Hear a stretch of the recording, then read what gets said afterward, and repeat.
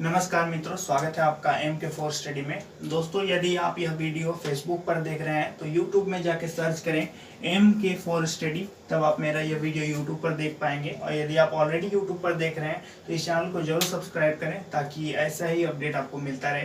दोस्तों, आज हमारा वीडियो है कक्षा 8 का भूगोल, क्लास 8 का जो भूगोल है, ज्योग्राफी ऑफ क्लास 8, उसके बारे में हम लोग सीखेंगे। और आज का जो फर्स्ट चैप्टर है संसाधन, जिसको कहते हैं रिसोर्स, ठीक है, उसकी फुल डिटेल मैं दूंगा। और ये चैप्टर जैसे कि आप देख सकते हैं ये बुक है, और इस बुक का जो पूरा निचोड़ है इस पे मैंने सभी को पिकअप किया है, जो भी इम्पोर्टेंट पॉइंट्स है। और इस बुक को पढ़ने के बाद जो आपको नॉलेज मिलेगी वो इस वीडियो के थ्रू भी मिल जाएगा। तो ओवरऑल ये वीडियो है चैप्टर 1 क्लास 8 का भूगोल का। तो आइए इस वीडियो को शुरू करते हैं। तो दोस्तों, सबसे पहला जो पॉइंट है संसाधन। सबसे पहले हम लोग ये जान लेते हैं कि आखिर संसाधन कहते किसको है, रिसोर्स क्या है। तो दोस्तों, संसाधन जो है प्रत्येक वस्तु जो हमारी आवश्यकता को पूर्ति करती हो, प्रत्येक वस्तु जो हमारी आवश्यकता को पूर्ति करे, प्रत्येक वस्तु जो हमारी ज़रूरत को पूरा करे, anything that can be used to fulfil our needs is called resource. प्रत्येक वस्तु जो हमारी आवश्यकता की पूर्ति करता हो उसको संसाधन कहते हैं। Understand? For example, this pen, I am using this pen to write in this board, and I am using this board to teach you. So this board is a resource. यह बोर्ड क्या है? संसाधन है। यह कलम संसाधन है। यह रूम है, संसाधन है। ये जो मेरा मोबाइल आपके सामने लगा है ये भी एक संसाधन है। तो प्रत्येक वस्तु जो हमारी आवश्यकता की पूर्ति के लिए यूज किया जा सकता है उसको हम क्या कहेंगे? संसाधन कहेंगे। तो संसाधन की परिभाषा आप क्या लिखेंगे एग्जाम में? प्रत्येक वस्तु जो हमारी आवश्यकता की पूर्ति करता हो उसे हम संसाधन कहते हैं। इंग्लिश में कहेंगे anything that can be used to fulfil our needs is called resource. ये समझ में आ गई? अब हम लोग यहाँ पर देख सकते हैं कि ब्रॉडली जो है संसाधन को 3 भाग में विभाजित किया जाता है। संसाधन कितने प्रकार के होते हैं? There are 3 types of resources. ठीक है, इसको शॉर्टली 3 टाइप, और बाद में मैं बताऊंगा कि विकास एवं उपयोग के आधार पर अलग है, उत्पत्ति के आधार पर अलग है, और वितरण के आधार पर अलग है। नवीकरणीय और अनवीकरणीय संसाधन क्या होते हैं, इसके बारे में पूरी ओवरऑल नॉलेज आपको मैं देने वाला हूँ। तो सबसे पहले आते हैं प्राकृतिक संसाधन। ठीक है, तो प्राकृतिक संसाधन, ये तो नाम से ही आपको पता चल रहा है, जिसको कहते हैं नेचुरल रिसोर्स। ठीक है, प्रत्येक संसाधन जो प्रकृति द्वारा निर्मित है, मानव का उसमें कोई हस्तक्षेप नहीं, उसे क्या कहेंगे? प्राकृतिक संसाधन कैसे कहते हैं। जैसे कि नदी, झरने, जंगल, सूर्य, पृथ्वी, चांद, ये सब क्या है? प्राकृतिक संसाधन है। तो प्राकृतिक संसाधन क्या है? वैसे संसाधन जो प्रकृति द्वारा स्वतः निर्मित होते हैं उन्हें हम प्राकृतिक संसाधन कहते हैं। मानव निर्मित संसाधन वैसा संसाधन जिसको मानव बनाता है, जैसे कि ये पेन, ये बोर्ड, कोई दरवाजा है, कोई गाड़ी है, ट्रेन है, बस है, ये सब क्या है? घर है। इसको कहते हैं मानव निर्मित संसाधन। तो प्राकृतिक संसाधन समझ गए, मानव निर्मित इसको कहते हैं ह्यूमन मेड रिसोर्स। और दूसरा मानव संसाधन, ये यहाँ पॉइंट ध्यान देने वाली बात है कि संसाधन तो प्राकृतिक और एक मानव निर्मित हो गया, लेकिन मनुष्य भी क्या है? एक संसाधन है। मैं आपको पढ़ा रहा हूँ तो मैं भी एक संसाधन हूँ। अभी कोरोना अपडेट देख रहे हैं, डॉक्टर्स सभी का इलाज कर रहे हैं, तो डॉक्टर्स क्या है? संसाधन है, वो भी एक ह्यूमन है। तो ह्यूमन खुद एक संसाधन है, और ह्यूमन ने जो कुछ भी बनाया है वो भी एक संसाधन है। ओके, जैसे कि teacher, doctor, engineer, nurse, all are resource because they are required for another person. तो संसाधन क्या है? प्रत्येक वस्तु जो हमारी जरूरत की पूर्ति करे उसे हम संसाधन कहेंगे। संसाधन के 3 भाग हो गए, प्राकृतिक संसाधन, मानव निर्मित संसाधन और मानव संसाधन। एग्जाम्पल भी आप दे सकते हैं आसानी से। यदि आपको कॉन्सेप्ट समझ में आ रही हो तो आप कमेंट करें। चलते हैं अब यहाँ पर देख लीजिए, विकास एवं उपयोग के आधार पर। ये तो संसाधन ओवरऑल 3 प्रकार का होता है, लेकिन विकास, इसका डेवलपमेंट और इसके यूज के आधार पर संसाधन को 2 भाग में बांटा गया है। ठीक है, ये बुक्स में भी आप देख सकते हैं कि संसाधन को 2 भागों में बांटा गया है।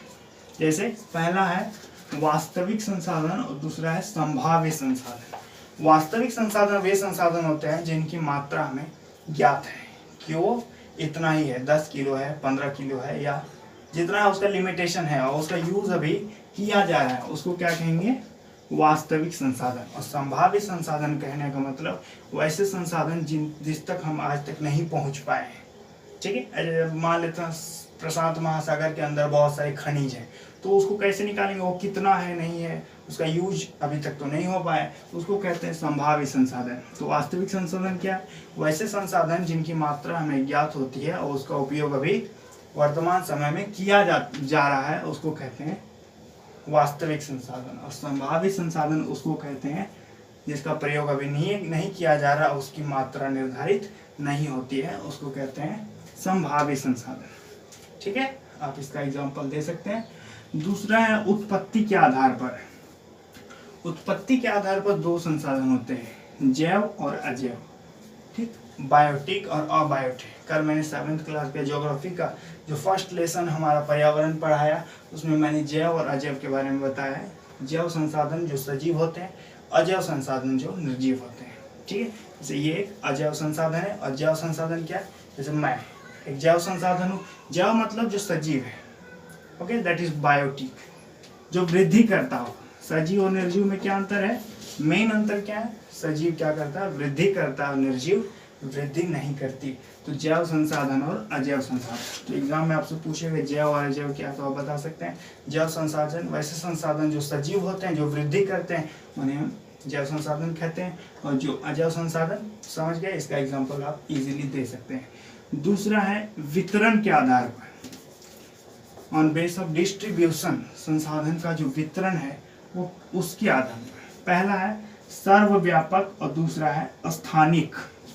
यहाँ ध्यान दीजिएगा, वितरण के आधार पर कितने संसाधन हैं, दो संसाधन, एक सर्वव्यापक और दूसरा है स्थानिक। सर्वव्यापक मतलब जो सभी जगह है, जैसे कि सूर्य का प्रकाश सब जगह बराबर आता है, हवा, ये सभी जगह है, ऐसे संसाधन को कहते हैं सर्वव्यापक संसाधन।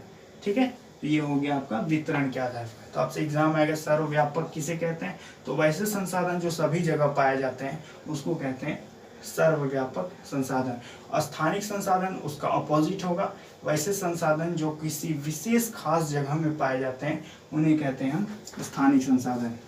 ठीक है, जैसे हमारा झारखंड कोयले के लिए अग्रणी है, तो कोयला एक स्थानिक संसाधन हो गया, क्योंकि सिर्फ बहुत जगह और भी मिलता है लेकिन ये कुछ खास जगहों में ही पाया जाता है।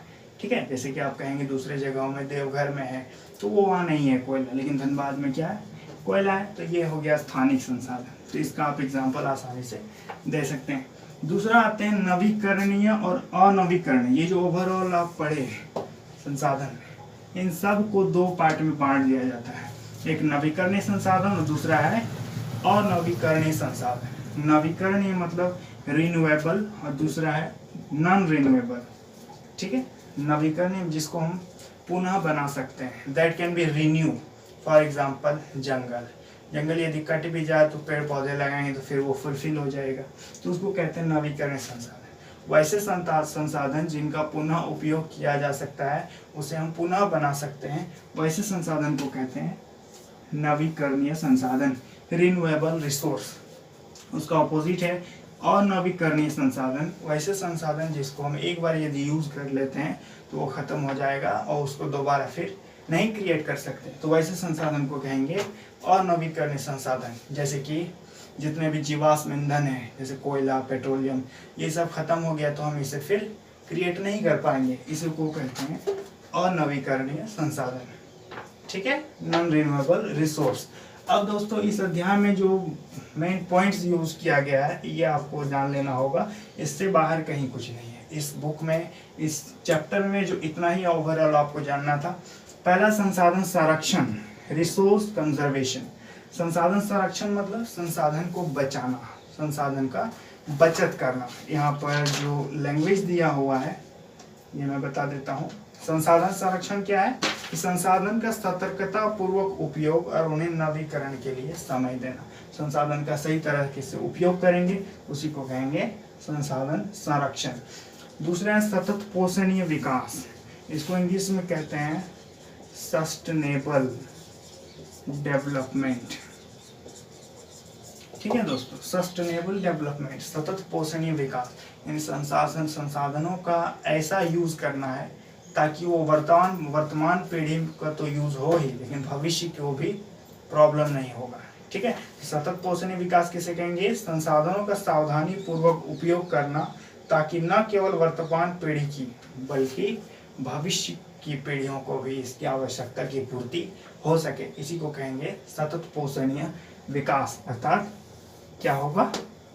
सस्टेनेबल डेवलपमेंट, इसको कहेंगे सतत पोषणीय विकास। ठीक है दोस्तों, तो यही है कक्षा 8 का भूगोल का जो फर्स्ट चैप्टर संसाधन 8 क्लास का। तो इतना ही आपको जानना है और आप बुक पढ़ लें तो और एक बेटर होगा। यदि बुक में नहीं समझ में आती है तो आप मेरे वीडियो देखें। यदि आप गार्जियन देख रहे हैं तो अपने बच्चों को इस वीडियो को जरूर दिखाएं 1 घंटा, ताकि उसको याद रहे। और ये बहुत ही इम्पॉर्टेंट है। लॉकडाउन में अभी सभी स्कूल, कॉलेजेस, इंस्टीट्यूट सभी बंद है, तो पढ़ना ज़रूरी है। मिलते हैं नेक्स्ट वीडियो में क्लास 9 के साथ, और 8 का भी वीडियो आएगा हिस्ट्री का अलग से। आप बने रहें मेरे चैनल पर और इस वीडियो को ज़्यादा से ज़्यादा शेयर करें ताकि हर स्टूडेंट के पास इसका नोटिफिकेशन पहुंच पाए। मिलते हैं नेक्स्ट वीडियो में। बहुत बहुत धन्यवाद।